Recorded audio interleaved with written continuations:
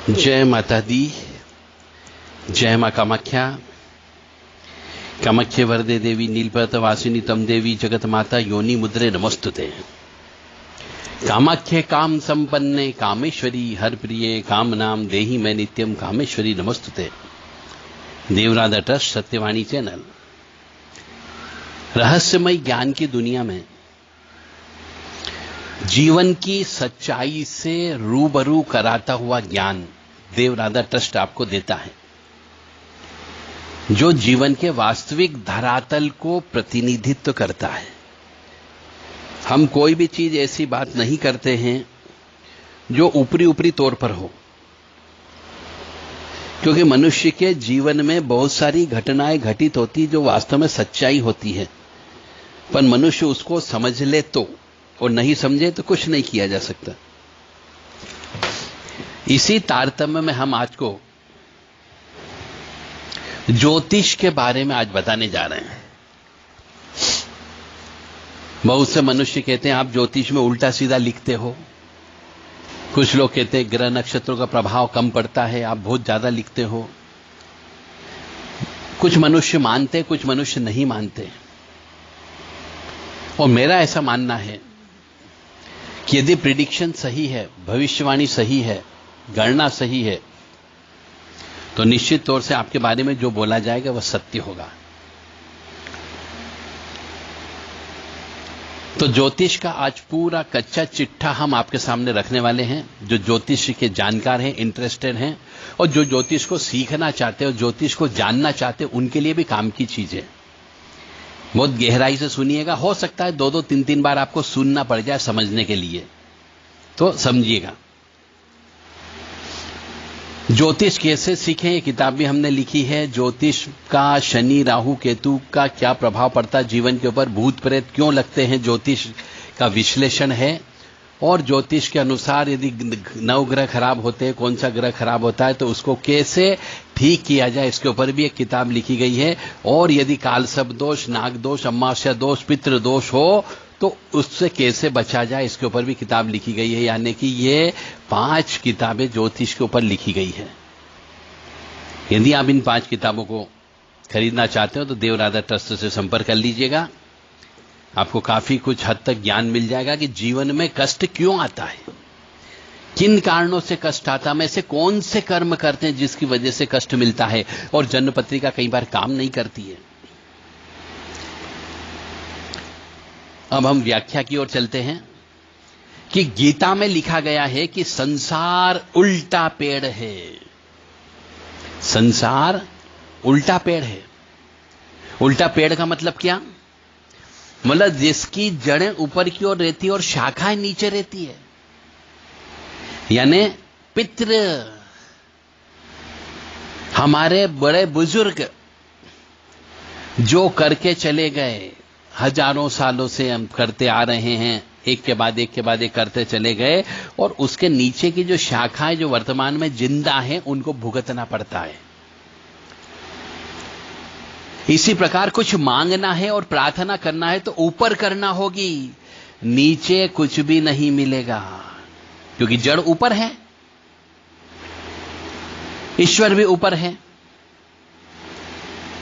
और आदमी का मस्तिष्क उसकी जड़ें होती है, क्योंकि मस्तिष्क में जितनी ज्यादा बारीक बारीक नसें होती है उतनी पूरे शरीर में नहीं होती है।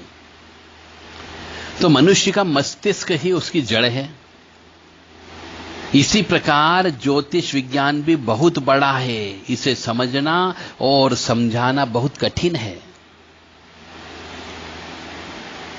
और ज्योतिष एक विज्ञान है, तो विज्ञान पर से परतें उखाड़ी जाए तब तो कुछ रहस्यमय ज्ञान प्राप्त होगा।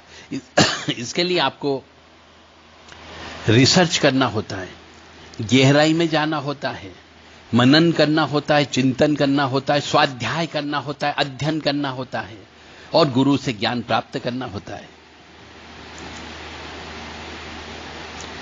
ज्योतिष विद्या के जानकार भी आजकल कम हो गए हैं, केवल ऊपरी ऊपरी तौर पर पढ़ लेते हैं, और सिर्फ इस विद्या से धन लाभ प्राप्त करने वाले ज्यादा हैं। और भटकाने वाले और डराने वाले कार्य ज्यादा करते हैं। इस वजह से ज्योतिष की प्रतिष्ठा गिर गई है। बहुत कम लोग मानने लगे हैं कि नहीं, कुछ नहीं आता किसी को, जो बताते गलत बताते, ऐसा बोलते हैं। और हमारे यहां हिंदुस्तान में बहुत सारी ऐसी पिक्चरें बन गई, फिल्में बन गई है, सीरियल बन गए हैं, जिसमें ज्योतिष विद्या जो विज्ञान है इसका फूहड़ प्रदर्शन होने लगा है, उपहास उड़ाया जाने लगा, मखौल उड़ाया जा रहा है उसका। इसलिए आम लोगों के बीच में ज्योतिष की धारणा ही गलत बन गई और इसकी वजह से इसका नुकसान धर्म को उठाना पड़ रहा है। क्योंकि ज्योतिष की वजह से ही नवग्रह शांति होती थी, नवग्रह शांति होने की वजह से व्यक्ति दान धर्म निकालता था, उसी वजह से घर में पूजा पाठ होती थी, वो होना बंद हो गई।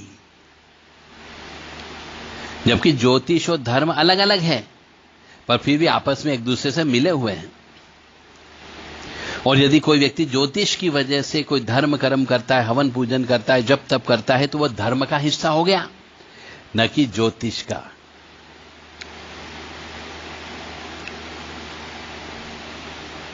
अब सवाल यह उठता है कि क्या ज्योतिष की धारणा से आपका वास्तविक जीवन नष्ट हो जाता है? क्या आप प्रैक्टिकल नहीं रह जाते? जैसे कि किसी व्यक्ति ने कुछ भविष्यवाणी कर दी, तो वो हमेशा यही सोचता रहता है कि अब मेरा समय अच्छा नहीं चल रहा है, अभी राहु या शनि की महादशा चल रही है और मंगल दोष के कारण सब कुछ अमंगल हो रहा है, तो मंगल की शांति करवाना होगी। निश्चित ही वह मनुष्य जो ग्रह और नक्षत्रों से बढ़कर है, ईश्वर या भगवान। जो मनुष्य भगवान में आस्था रखता हो, उसके जीवन में ज्योतिष के लिए कोई जगह नहीं होती। यह आस्था की बात है। धर्म यही कहता है कि यदि आपके कर्म अच्छे हैं तो आपका अच्छा होगा, यदि आपके कर्म खराब है तो आपका खराब होगा। तो कर्म के सिद्धांत को समझना होगा कि कर्म कितने प्रकार के होते हैं। तो आप जो स्वप्न देख रहे हैं या गहरी नींद में सो रहे हैं, वह भी आपका कर्म है। तो ज्योतिष के कुछ सकारात्मक पहलू है, तो ज्योतिष के नकारात्मक पहलू भी हैं। अब कैसे हैं नकारात्मक पहलू? कि लड़की को मंगल है तो उपाय बता दिए, गुड़ या नाड़ी नहीं मिल रही है तो विवाह नहीं हो सकता, यदि करना हो तो पहले उपाय करना पड़ेगा। तो वर्तमान में ऐसे सवाल अक्सर मनुष्य पूछता है। तो पुराने जमाने में हमारे बड़े बुजुर्ग लड़की या लड़के को मंगल है तो उसके लिए मंगला ही क्यों ढूंढते थे? गुण नहीं मिल रहे हैं तो दूसरा रिश्ता क्यों देखते थे? पर उपाय नहीं करते थे।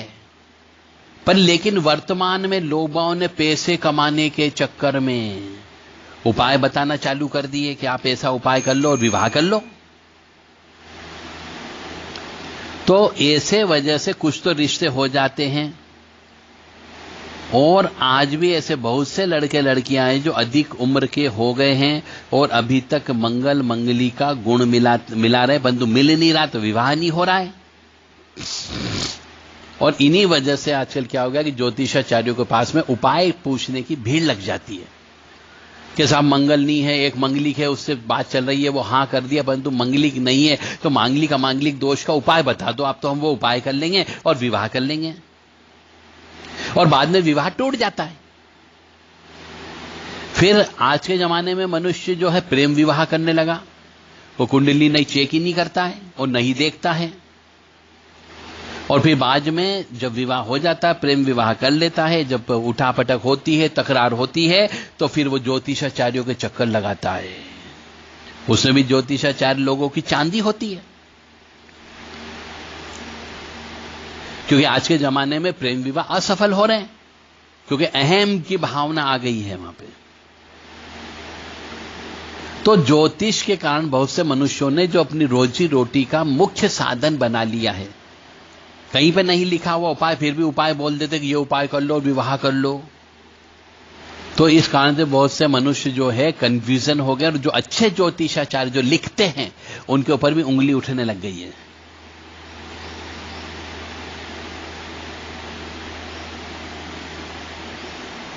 इसलिए कोई मनुष्य को हमेशा वेद के अनुसार चलना चाहिए, ईश्वर के कहे अनुसार चलना चाहिए और ईश्वर के द्वारा बताए गए मार्ग पर चलना चाहिए।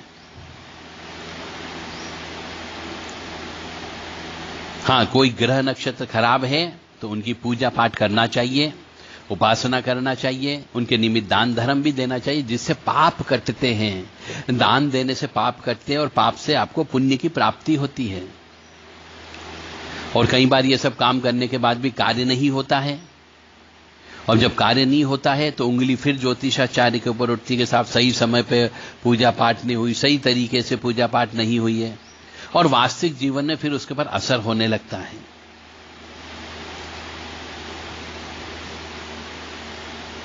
और कई बार मनुष्य जो है ज्योतिष की वजह से डरपोक हो जाता है, क्योंकि इतना दिमाग में घुसा दिया जाता है कि जीवन में जो कुछ भी हो रहा है तो ऐसा माना जाता है कि सब ग्रह नक्षत्रों का खेल है, हम तो कठपुतली हैं, हम केवल कठपुतली हैं, सिर्फ ग्रह नक्षत्र अपना काम करते हैं। और उदाहरण भी दिया जाता है कि भगवान राम भी ग्रह नक्षत्रों के फेर या खेल से बच नहीं पाए, तो राम जी को भी वनवास हुआ तो ग्रहों के कारण ही हुआ। हालांकि कोई भी व्यक्ति यह नहीं सोचता है कि श्री राम के वनवास के और भी बहुत से कारण थे,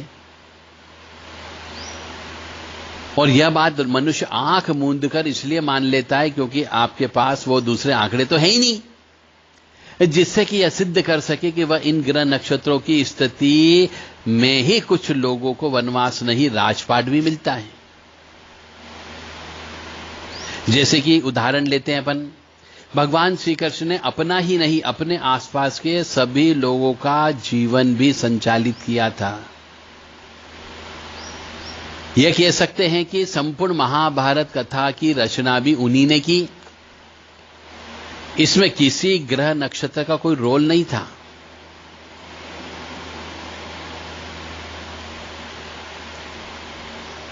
इसलिए मनुष्य को वेद, ईश्वर और कर्म पर भरोसा करना चाहिए। बहुत से मनुष्य के मन में आजकल जो है ज्योतिष विद्या को लेकर संदेह भी होने लगा है, अविश्वास की भावना भी उत्पन्न हो गई है, और बहुत से लोग व्यापार भी करने लगे हैं और टीवी पे चैनल पे आने लगे हैं बड़े बड़े ज्योतिषाचार्य, बड़े बड़े शास्त्री जी, और न जाने क्या क्या उल्टी सीधी उलूल जुलूल बातें करते हैं। तो समाज में भय व्याप्त हो गया है और भ्रम भी उत्पन्न हो गया। इसलिए बहुत से मनुष्यों के मन में तो ज्योतिष को लेकर के भ्रम उत्पन्न होने लगा, संदेह उत्पन्न होने लगा कि ज्योतिष शास्त्र है या नहीं, और जायज भी है कि नहीं है।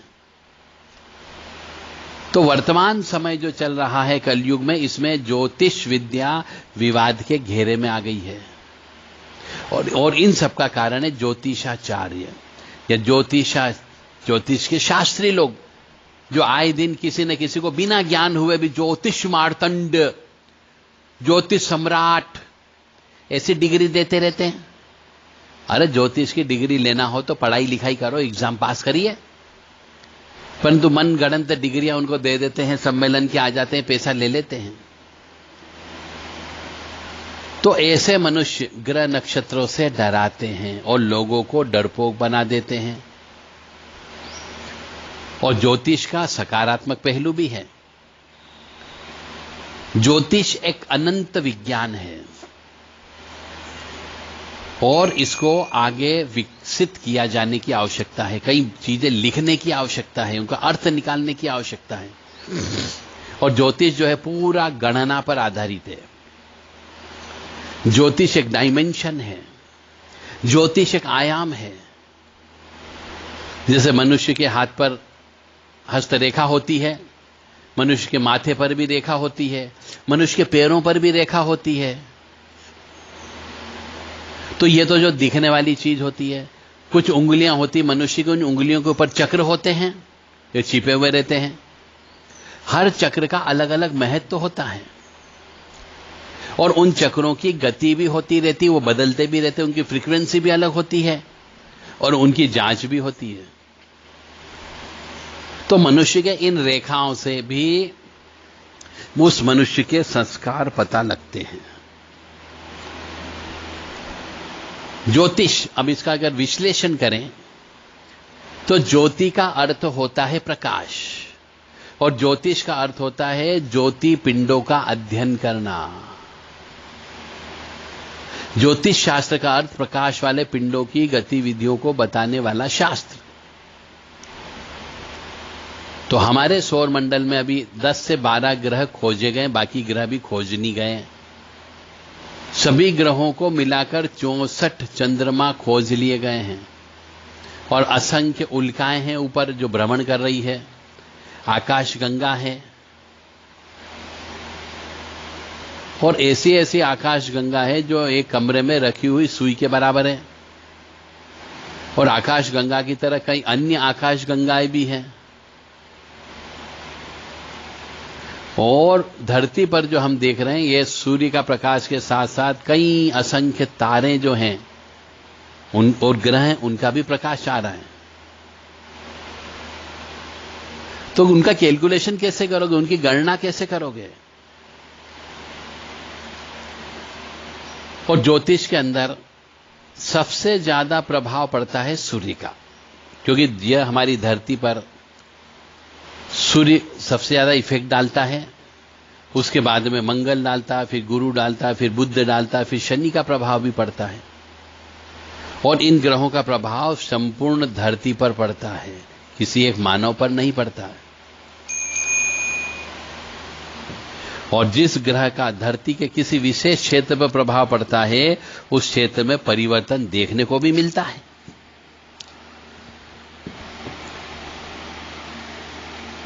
जैसे धरती के उत्तरी ध्रुव हो गए, दक्षिणी ध्रुव हो गए,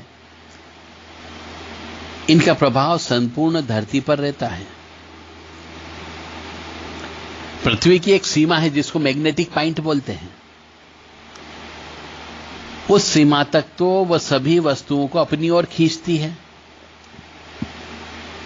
समुद्र में ज्वार भाटा भी आता है, वह सूर्य और चंद्रमा की आकर्षण शक्ति की वजह से ही तो आता है। अमावस्या और पूर्णिमा का हमारे ज्योतिष शास्त्र में बहुत बड़ा महत्व है। तो एक जड़ वस्तु, चाहे वह चंद्रमा ही हो, उसका प्रभाव भी दूसरी जड़ वस्तु यानी समुद्र का जल हो, हमारे पेट का जल हो, शरीर पर जल हो, उन सब पे प्रभाव पड़ता है। लेकिन हम अपने मन और विचारों को तो नियंत्रण में रख सकते हैं, परंतु मन को नियंत्रण में रखने के से भविष्य भी नियंत्रित हो जाता है, क्योंकि चंद्रमा मन का कारक होता है। जिस तरह चंद्रमा के कारण धरती के समुद्र में ज्वार भाटा उत्पन्न होता है, निश्चित ही वह चंद्रमा हमारे शरीर में स्थित जल को भी प्रभावित करता है, क्योंकि मनुष्य के शरीर में 69% यानी 69% जल है। तो जल के प्रभावित होने से व्यक्ति का मन प्रभावित होता है। इसी तरह प्रत्येक ग्रह या नक्षत्र का प्रभाव धरती पर भी पड़ता है, लेकिन उसका असर अलग अलग हो सकता है। इसी तरह प्रत्येक व्यक्ति पर ग्रह नक्षत्र का प्रभाव अलग अलग पड़ता है। उदाहरण के लिए ले लो, जैसे कि यदि कहीं पर तूफान उठाए तो उस तूफान के चलते कुछ लोग बीमार पड़ जाते हैं, कुछ वृक्ष उखड़ जाते हैं, कुछ ही मकान की छतें उड़ जाती है, लेकिन वह व्यक्ति मजबूत है, बीमार नहीं पड़ेगा। जो वृक्ष लचीला है वह कभी नहीं उखड़ेगा, और जिस मकान की छत मजबूत है वह नहीं उड़ेगी। इसी तरह अतः जिस तरह तूफान का असर प्रत्येक व्यक्ति पर अलग अलग होता है, उसी तरह ग्रह नक्षत्रों का असर भी हर मनुष्य के ऊपर अलग अलग होता है। जैसे एक और उदाहरण से हम समझाने का प्रयास करेंगे आपको कि एक ही भूमि में बोए गए आम, नीम, बबूल अपनी अपनी प्रकृति के अनुसार, अपने अपने गुण धर्म के अनुसार उत्पन्न होते हैं। और सोने की खदान और सोना चांदी, सोने की खदान से सोना, चांदी की खदान चांदी और लोहे की खदान लोहा आकर्षित होता है। ठीक उसी प्रकार पृथ्वी के जीवधारी विश्व चेतना के अथाह सागर में रहते हुए अपनी अपनी प्रगति के अनुसार अच्छे बुरे प्रभाव से प्रभावित होते रहते हैं। ग्रहों का धरती पर प्रभाव पड़ता है और उस प्रभाव को कुछ लोग हजम कर जाते हैं और कुछ हजम नहीं कर पाते हैं। प्रकृति की प्रत्येक वस्तु का प्रभाव सभी जड़ वस्तुओं पर पड़ता है। अतः ज्योतिर्विज्ञान के अनुसार पृथ्वी के वातावरण प्राणियों पर पड़ने वाले प्रभाव का अध्ययन और विश्लेषण भी मनुष्य को करना चाहिए। ग्रह और ग्रह के देवता, यह भी जानना बहुत जरूरी है। हमारा सूर्य भी एक नक्षत्र है। कुछ लोग कहते हैं कि जब हमारे ऋषियों के समक्ष ग्रहों की चाल, दशा और दिशा बताने का कोई ठोस उपाय नहीं था, तब उन्होंने इस संपूर्ण घटनाक्रम को एक कथा में पिरोया और सब देवताओं की अलग अलग कहानी बनाई ताकि व्यक्ति को याद रह सके। तारामंडल बनाया गया और उसी आधार पर पंचांग, कैलेंडर आदि बनाए गए और ग्रहों की चाल बताने के लिए कथा भी लिखी गई। देवता अलग हैं, ग्रह अलग हैं। जिस देवता जिस ग्रह का प्रतिनिधित्व करता है या जिस देवता का चरित्र जिस ग्रह के समान है, या यह कहें कि जिस ग्रहों की प्रकृति को दर्शाने के लिए उसकी प्रकृति के अनुसार ग्रहों के नाम देवताओं के नाम पर रखे गए हैं। जैसे कि अमृत मंथन के समय पे चोरी से अमृत का स्वाद चख लिया था, तो सभी ग्रहों की छाया को राहु और केतु की छाया माना जाता है। इस छाया का भी धरती पर प्रभाव पड़ता है। और कुछ ज्योतिषाचार्य कहते हैं कि यह दक्षिणी और उत्तरी ध्रुव का प्रतीक है।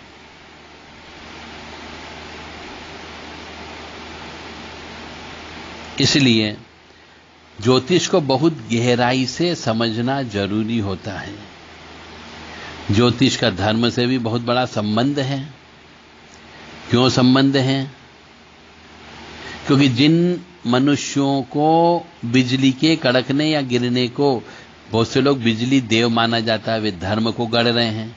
और जिन्होंने बिजली को बिजली ही माना, वे ज्योतिष के एक भाग खगोल विज्ञान को गढ़ रहे हैं। और जो जिज्ञासु होता है वह एक विज्ञान खोज रहा है तो दूसरा धर्म देख रहा है। इसी तरह आगे चलकर धर्म और ज्योतिष अलग अलग होते हुए भी जुड़ते गए और बाद में सब गड़बड़ घोटाला हो गया। तो इस तरीके से ज्योतिष के अंदर बहुत से श्लोक हैं। यजुर्वेद में भी श्लोक लिखे हैं, ऋग्वेद में भी लिखे गए हैं और उन श्लोकों का उचित व्याख्या जरूरी है। ज्योतिष को वेदांगों में भी शामिल किया गया है। ज्योतिष एक विद्या है और बहुत से ऋषि मुनियों ने ज्योतिष को विशेष तौर से, जैसे सूर्य, पितामह, व्यास, वशिष्ठ मुनि, अत्रि मुनि, पाराशर मुनि, कश्यप ऋषि, नारद मुनि, गर्ग ऋषि, मारीच, मनु, अंगिरा, इन सब ने भी ज्योतिष के ऊपर बहुत अनुसंधान किया और फिर किताबें लिखी हैं। तो ज्योतिष एक बहुत ही गूढ़, रहस्यमय, सटीक विज्ञान है। बस चाहिए तो इसको गणना करने वाला चाहिए और फलित करने वाला चाहिए। बहुत से लोगों ने ज्योतिष के ऊपर गलत ग्रंथ भी बना दिए हैं और आज के जमाने के ज्योतिषाचार्य उन ग्रंथों को पढ़ रहे हैं जो गलत है, मतलब रिसर्च नहीं कर रहे हैं। क्योंकि ज्योतिष में जो मनुष्य साधना करता है, जिसको वाणी की सिद्धि होती है, श्री सरस्वती की कृपा होती है, उसके द्वारा लिखा गया ज्योतिष भविष्य कथन काफी कुछ हद तक सही होता है। क्योंकि जब तक देव कृपा प्राप्त नहीं होगी, देवी कृपा प्राप्त नहीं होगी, ज्योतिष फलित नहीं हो सकता है।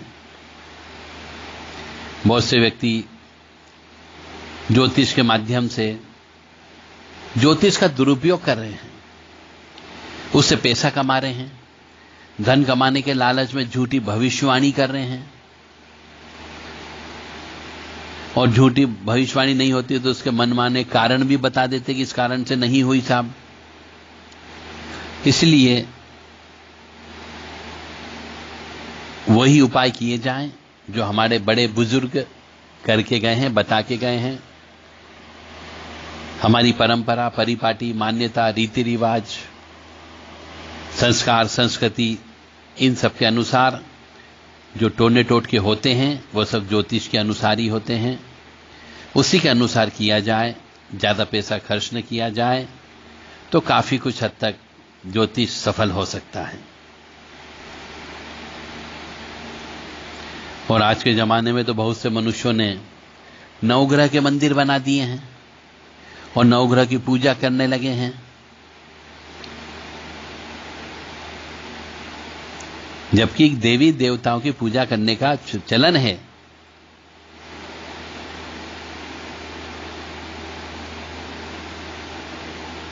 इसलिए